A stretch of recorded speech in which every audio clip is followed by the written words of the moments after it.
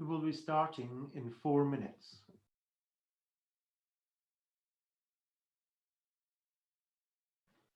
We will be starting in 4 minutes.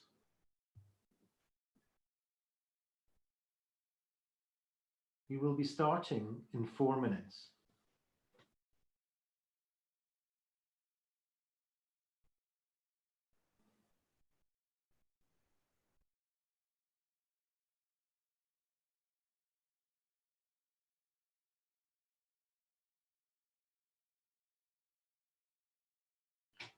We will be starting in 4 minutes.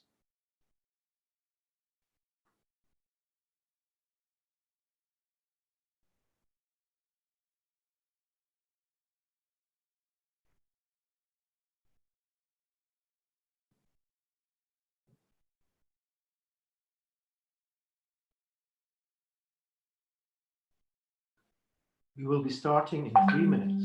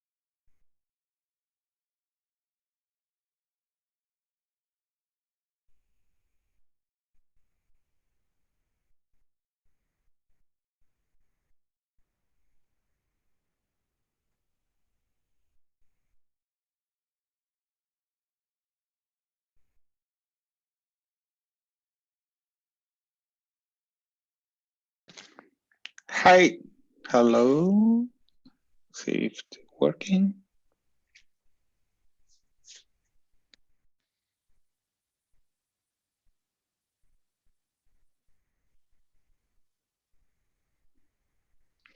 Hi, Dov, can you hear me? No, I cannot hear you. Let me check what's happening.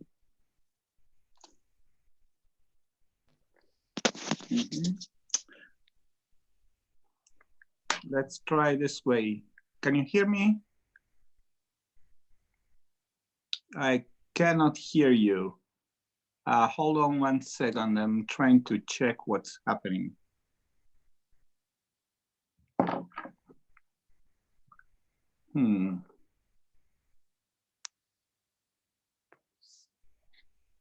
Let me check. Can you speak again? Because I don't get any noise from you.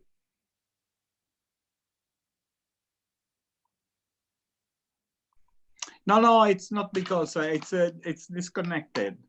So probably it's on your side. I was just checking if it's something on your side. Let me just check. Okay. Okay. Now I'm here. Okay. Let me check if the.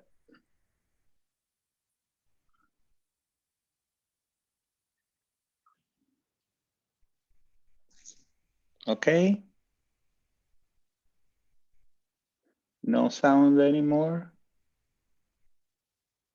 Hello? Hello?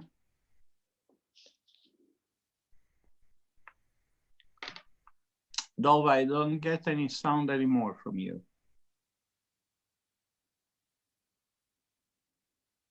Hello?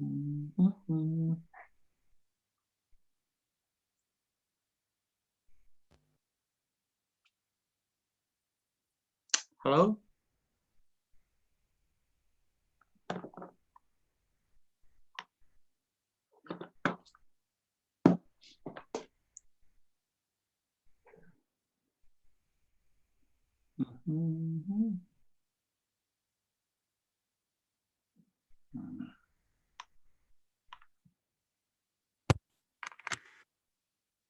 Okay.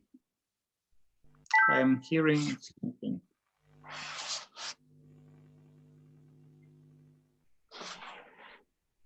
Okay.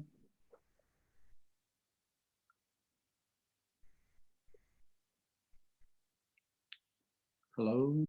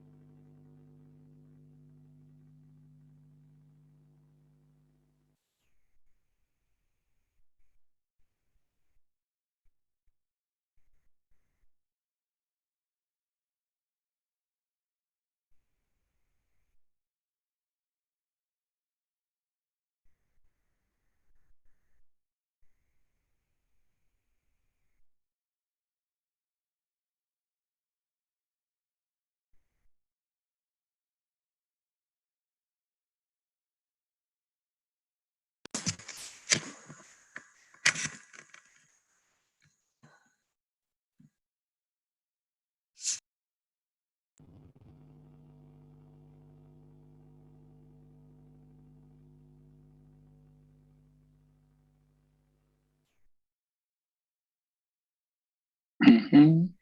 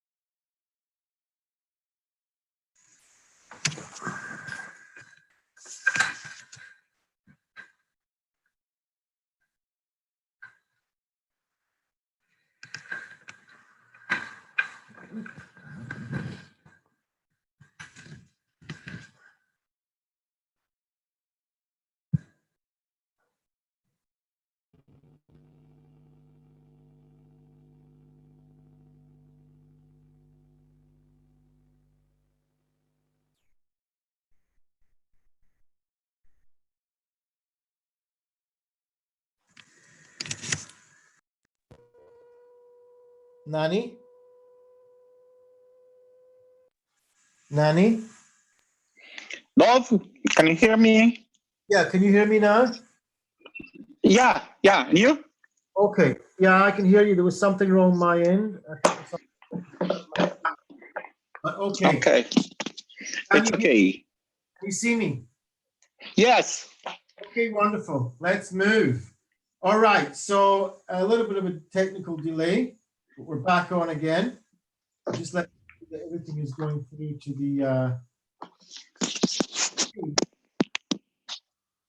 Hopefully everything will go through to the feed. Sometimes you get a technical problem. It's the first one, but let's just see if it's going through. Anyway, how are you? Fine, thanks. And you? And thank you. Can I ask you to just move back a little bit from the camera? Okay. The whole thing, because we can't really see only your glasses. Okay. Right. Is it okay for you? Yeah, that's better. That's better. Now, I'm just checking something because I'm seeing that for some reason we're not getting a feed. Don't know what's happened today. So let me just check it out. Everything has been wonderful up until now. And now we have a little bit of a technical problem. So these things happen. Just got to see what the problem is. Not quite sure, actually. Okay. All right.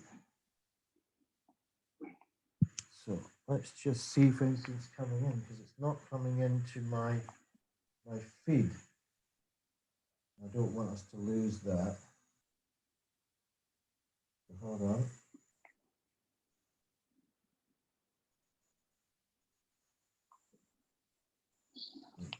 Goodness, what's happening here? Bear with me a minute. Okay. I think we're back on again. So just let me just see. I think we're back on again. Okay, everybody, if you can hear and sound and sight, just give us a thumbs up or something in the comments, because we've had a little technical error, but we'll make up for that. Don't worry. Just want to make sure that you're getting the feed. Okay. So just give us 1 minute, just because there's a bit of delay between our talking and it going through to Facebook. Yeah. Well, just let's give it a minute just so we can see that there's actually a feed going. It should be okay. But now what will happen is I'll just explain to you at the time. We are live, so people will hear us. But I'm going to just, welcome you to the show. And then I'm going to ask you to say a few words of introduction yourself. It's very informal. Yeah. The idea really is that you bring some of your wisdom and some of your knowledge to help the people that are watching. Okay.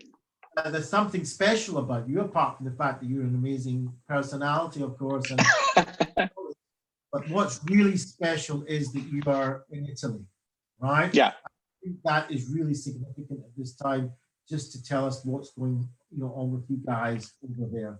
So it looks like we're on board and we're ready. So, and 1 second, I'm going to start, and then we'll get moving from there. Is that okay with you, Nanni? Okay, everything is fine right now. One other thing I want to tell you is I only see you when you make a noise or talk. So if you do silent nods, I won't actually know that you're doing that. So if you Okay. want to, you have to actually speak. All right. Okay, perfect.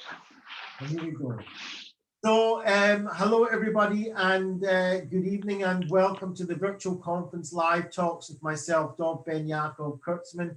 And once again, without fail, we have a magnificent guest on the show tonight. And there's a number of special things about this man. First of all, from a personality point of view, he is amazing, friendly, joyful, just a pleasure to be around. We met in person 3 years ago in Spain, and it's never gone. And we actually met before that, I think, in Edinburgh, and then we met in Spain. So for about 4 years now, we've known each other and met each other a couple of times, and it has stuck with me. So that's the kind of personality I'm talking about. And his academic knowledge and wisdom, I'm going to let him introduce himself, because I couldn't do him justice, just to let us know exactly what he's all about, what his career is all about. I know that he is well up in the ranks in the ACBS community, and an amazing act, researcher, therapist, whatever you want to call it, within all that community. But there's not just these kind of people watching us tonight. There's from all over. There's general public, there's professionals, there's therapists, something for everybody tonight. And what brings everything in common tonight is the fact that we're all going through this crisis together in the world. But this brings me to the third thing that's very special about Nanni, and that is that he is Italian and he is in Italy at the moment, which is quite an epicenter of everything that's going on here. So we actually look to Italy to find out what might be happening to us in the rest of the world. So without further ado, this is not about me, this is about Nanni and what he can give over to all of us watching. Just before I introduce him, I'm going to say again to everybody watching on Facebook Live, if you want to ask him anything, you put it in the comments. If you want to comment anything, you put it in the comments. Please share this right now. Like it, lots of hearts and like signs, and do a watch party with the groups that you're in, and let's share this, because there's things of value that are going to happen tonight. It's worthwhile tuning in. Enough of me. Over to you, Nanni Presti. Thank you, Dob, very much. I'm really honored to be here on your show, if we can call it a show or a virtual conference. You asked me about my academic background. I have a degree in medicine. I am actually a physician, and with a specialization in clinical psychology. My main interest is in behavior analysis and contextual behavioral psychology. And I do research and work in a very small university in the middle of Sicily. It's called Core, it's in Enna, it's a town in the middle of Sicily. So I'm right in the middle of the Mediterranean area. And I have interest in language, in cognition, and the other main interest is in autism. And today, it's the 2nd of April, and it's the World Awareness Day for Autism. This is the reason why I have this blue sweater on me, just to remember people that it's not just the COVID emergency, but there are also special individuals that we have to take care also in this kind of emergency. So thank you very much for bringing me to this place today. Wow. Okay. So I didn't realize that you were also a physician, and that's thank you for telling me that. And also you deal with autistic kids, so that's or people generally, and that is very, very interesting. I know that you were, or I read somewhere that you also used to work with obesity. Is that right? You did some work with that? Yeah, I worked, and we are still working with obese people, but more on a prevention side, especially with kids. So we have made research to foster good practice in eating vegetables and fruits at the elementary school level in kids. Right. So wow. So that's interesting. And what is your connection, just in 1 minute, basically, before we get into what we're actually here for, with the acceptance and commitment therapy? Well, it's a long history going back to the mid 80s when I was very, very young. I met a lot of behavioral analysts during my studies. And I have a good friendship with Stephen Hayes, who is the founder and main researcher in acceptance and commitment therapy. And I have always studied psychotherapy. And from that moment on, I have deepened into ACT, relational friends theory. I was doing research in equivalence classes when I was a young student, and during my years of specialization school. So this is my history and background, and this is why I have also been honored to be the president of ICBS. Wonderful. Okay, so thank you very much for that. This is an informal conversation. That was the formalities. It was, Yes. it was really important. Let's move that over. I want to tell you that there's a few people coming in now. So there's Naftali coming in. There's Amy Murrell. You know Amy Murrell? Yes, of course. She was on the board with me during my presidencies and earlier during my work on the board. It's a good friend of mine. And hello, Amy. All right, wonderful. So she's on, Anna's on, and there's a few other people that are coming on now. And so again, I say to them, share this, like it, comment, any questions while Nanni's talking, then write them in and I'll get them over to you. Okay, Nanni, let's get real. You're in Italy. Yeah. One of the epicenters of this horrible crisis that we're going through in the world. First of all, let me ask you, how are you right this moment? What's going on in your life right now? Well, the situation in Italy is almost well known all over the world. Italy is divided in two parts. There are a very, very bad situation on the northern part of Italy, in the area around Milan, which is one of the main cities that is well known all over the world. I am actually in Sicily. I'm right now in Sicily. So it's a relatively calm area, but in my area, for example, numbers are increasing. Catania, for example, it's the highest, it's the town, Catania is 18 kilometers from me right now. And it's the town where there is the highest number of positive diagnosed people in Sicily. So we are a relatively calm area compared to the numbers of northern Italy, but still we are not safe, and there is obviously danger of being in contact with the virus. And how do you personally at the moment, you know, being in Italy as well, which must be quite frightening, I would imagine. It's frightening, I know, outside of Italy, but certainly in Italy. Even though you're in the south, how do you personally manage this situation?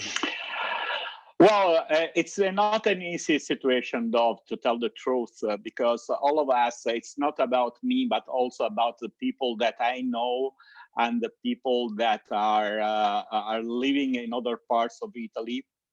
And maybe I'll tell you later about my experience with doctors of a main hospital in Milan that we are trying to assist remotely.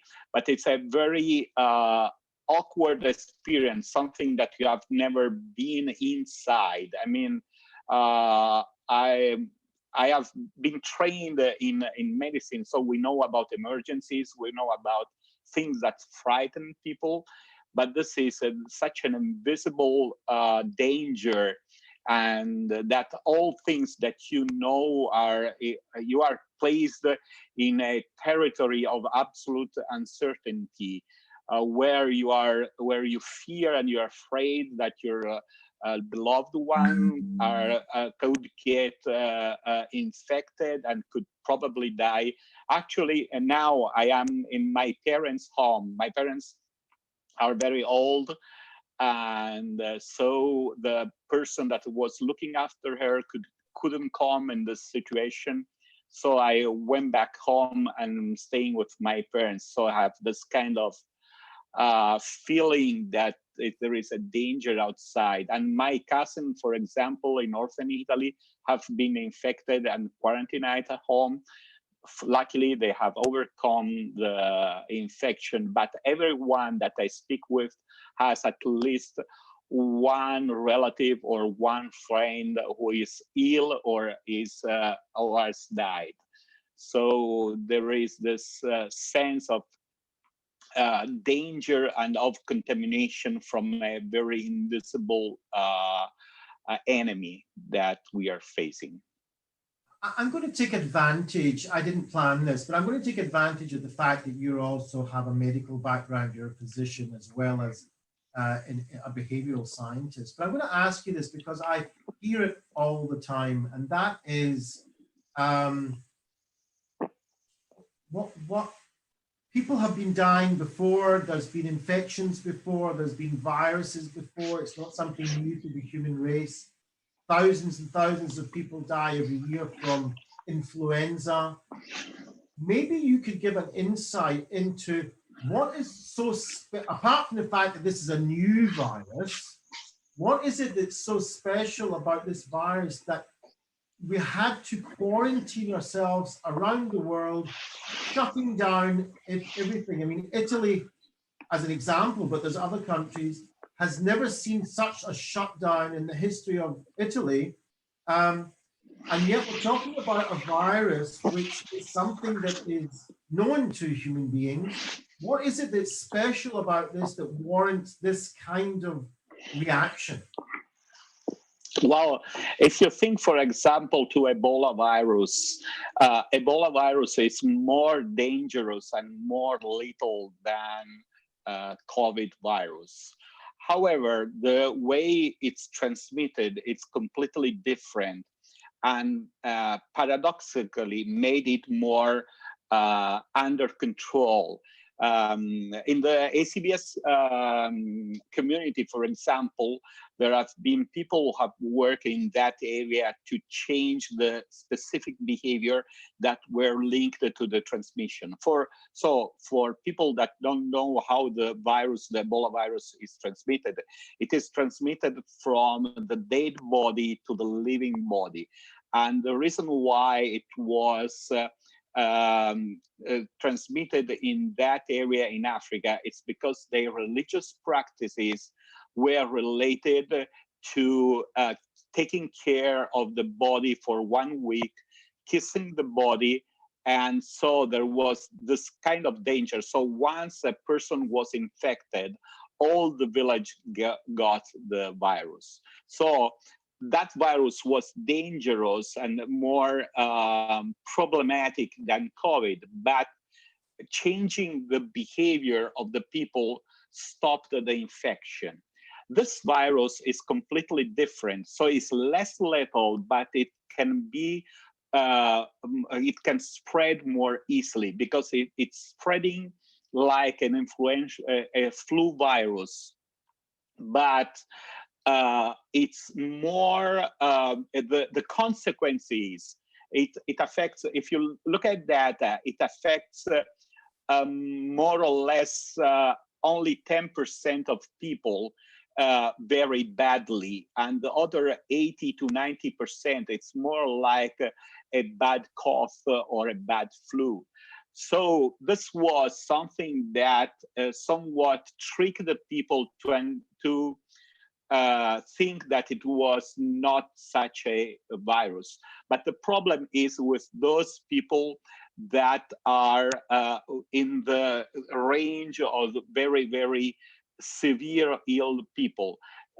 This range of people, it's around 5%. So if you take the Italian population, for example, which is around 60 million people, and you take a 5% of 60 million people that need hospitalization and treatment in intensive care unit, you get something as 3 million of people, and there are no ways that a nation could take care of 3 million of people at the same time. So what all the strategy is about taking time. All the strategy is about slowing down the infection so that people can be cured, can be treated, and also we can find a solution, a therapy for those who are so ill that they need intensive care unit. So this is the whole strategy behind locking down a country. And it's a very, very high price that we pay emotionally, psychologically, and also economically. But we are paying for the sake of protecting our grandfather, grandmother, but also children, because also children are now dying of the virus, and also young people. So it's a general protection by breaking the transmission, the chain transmission of the virus. Well, thank you, Nanni. That was a very clear, one of the clearest explanations that I've heard anyway. You kind of covered the whole story there quite quickly, but very, very clearly. Okay, I'm going to just go through. Amy says, so scary to be in your parents' house and not know what might happen. Yeah, I mean, because we know, I don't know if your personal situation, are you allowed to leave the house, or are you also locked down yourself? I have locked myself down in this last month. So it's now from the 8th of March that I've locked down. So it's 25 days that I'm locked down in my house with my brothers. I cannot see my brothers except for WhatsApp or Zoom, that we are doing video family conferencing. And also people are bringing back grocery and trying to do all the things. And for example, I am afraid of, for example, tomorrow going to the bank, because I really need to go to the bank to solve. It's just a bureaucracy, because bureaucracy was thought was put in place in an age and in a period where you do things in presence.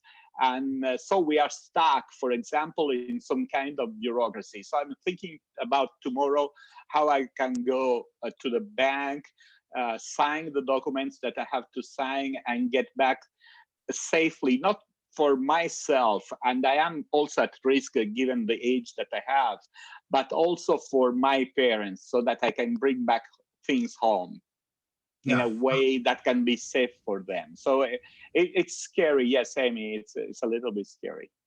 So yeah, so you mentioned earlier that we're all going through multiple areas of distress. So there's the health issue for us personally, the health issue for maybe, just as you said, infecting others or being infected by others. There's also the emotional distress that we're going through because of all this. Then we have the distress of not being free, that kind of stress, just being able to go out and do our regular routine or exercise or go to work. Then we have also the distress area of our economy, our personal economies, our business, our jobs, and our country, and I suppose also the world economy. So there's a lot of areas also happening at the same time. So what this virtual conference is really all about is about having a nano workshop, or in your case, a Nanni workshop, that would be in a very short time to be able to give over to everybody that's either watching this on Facebook Live or on YouTube or on replay. So it will go on for more than just that we are talking, we'll spread it around. What you could offer us, even something experiential that you can do with us right now, that we can all do along with you, to help us get through this. Okay.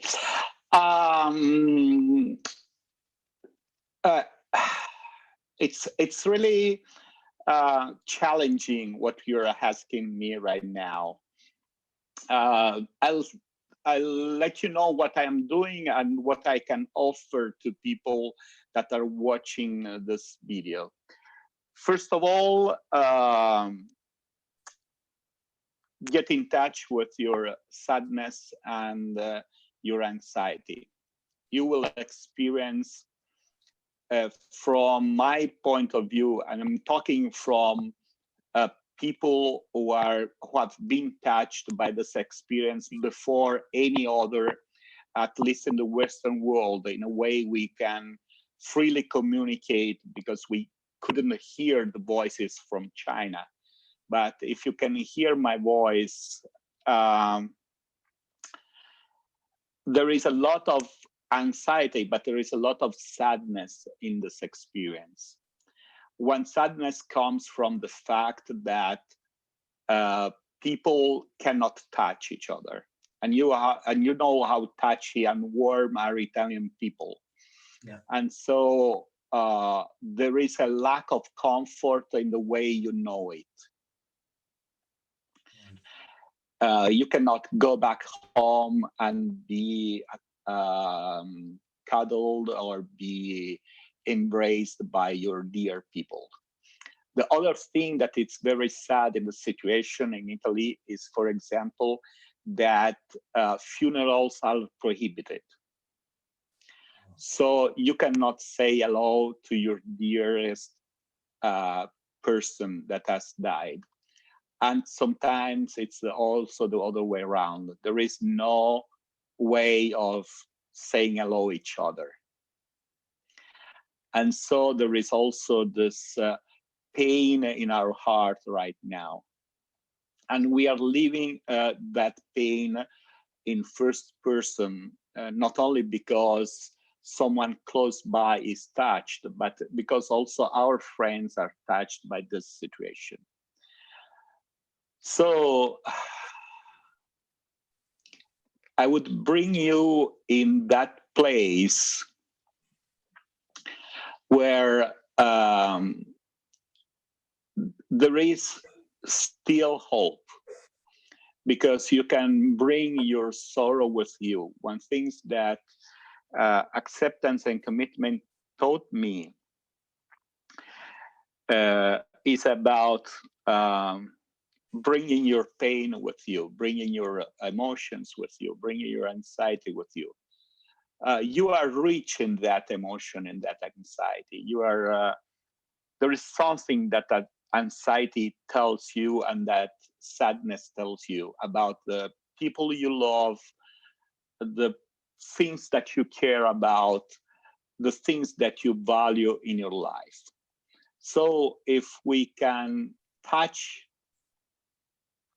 I think of it as something like a very muddy pot, something that it's really you don't like to touch, but it's hot, that burns you, and you don't like to touch.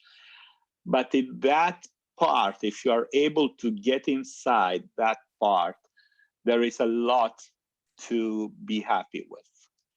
There are emotions to be happy with. There are things that enrich you in your life. And so what I'm trying to cultivate right now is this.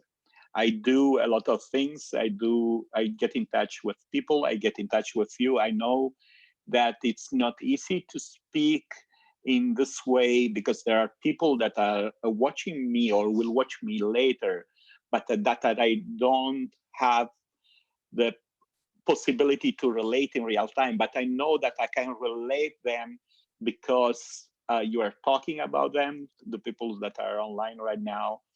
And I know that something can pass there. And I know that we have a choice.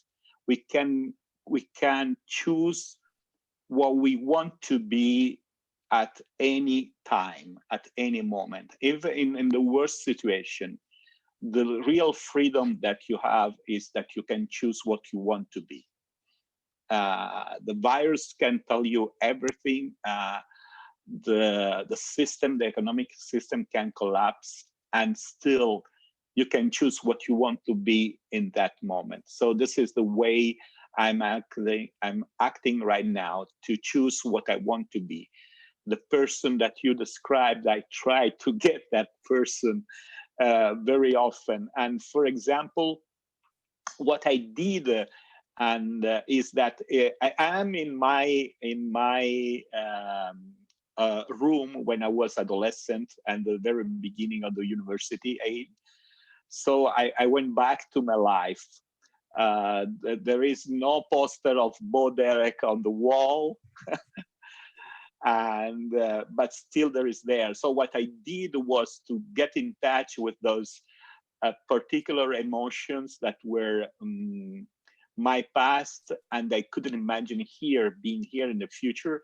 So what I took last 2 days or 3 days ago, I took my earbuds, I put on Atom Earth Mother, which is a suite from Pink Floyd, and I watched the Mount Etna that is right outside my window.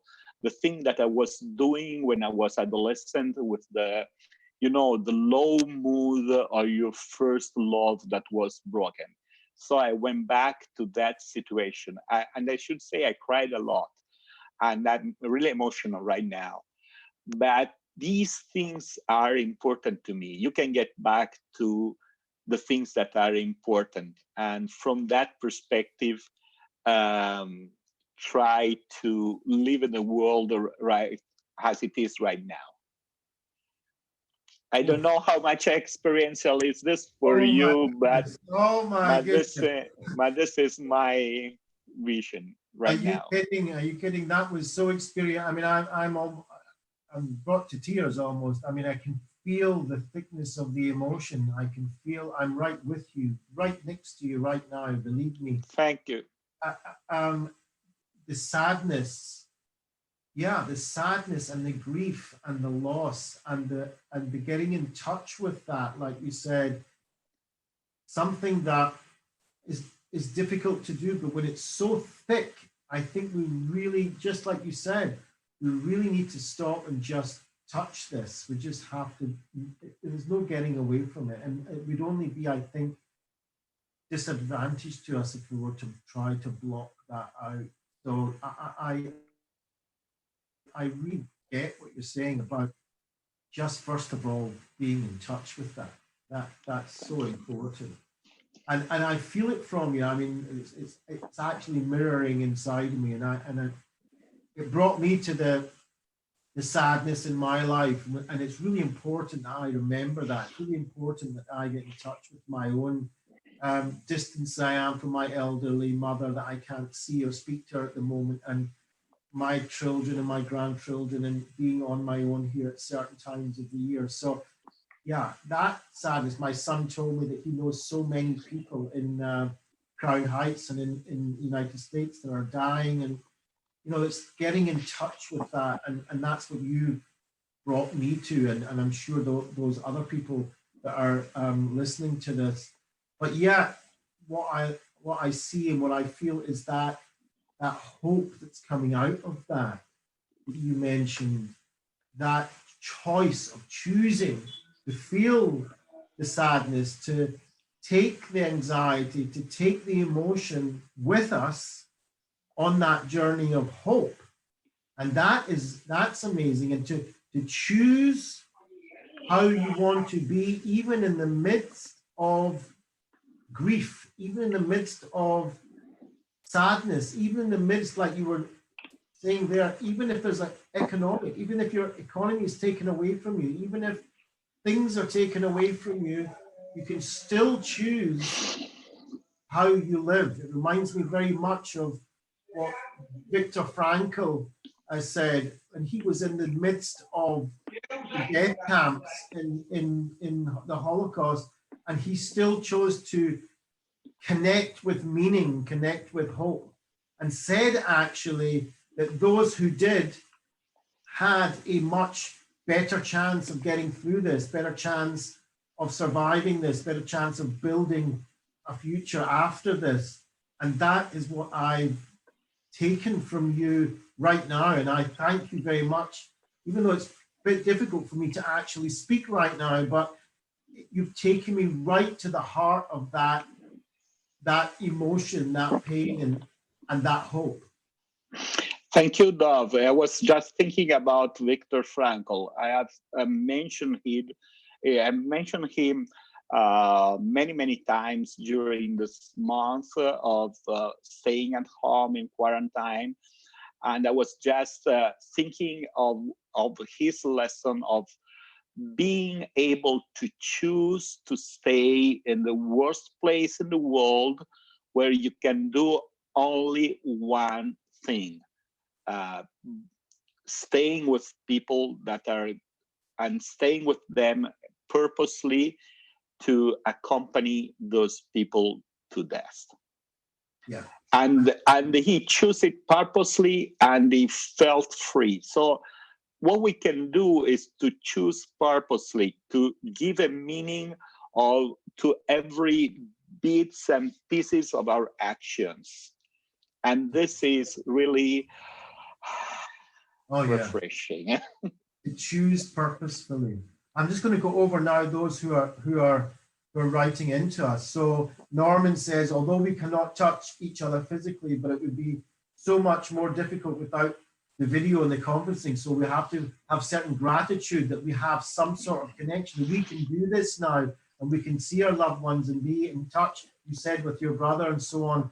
So there's that gratitude coming out of it as well. Amy Murrell says, yes, we can choose every moment what we want to be.